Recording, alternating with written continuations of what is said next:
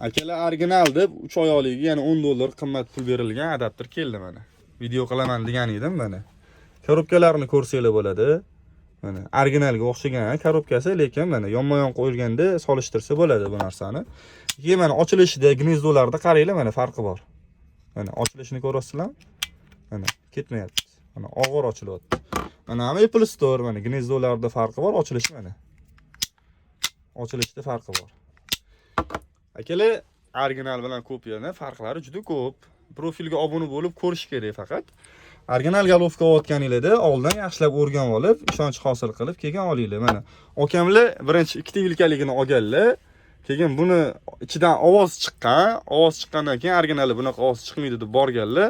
Keyin do'konchi vaziyatdan chiqish maqsadida 3 oylikni bergan, qo'shimcha yana $10 pul olgan. Lekin vilkasida narx farq qilmaydi. 3 oylik bo'ladimi, 2 oylik bo'ladimi? Narxi bir xil bo'ladi.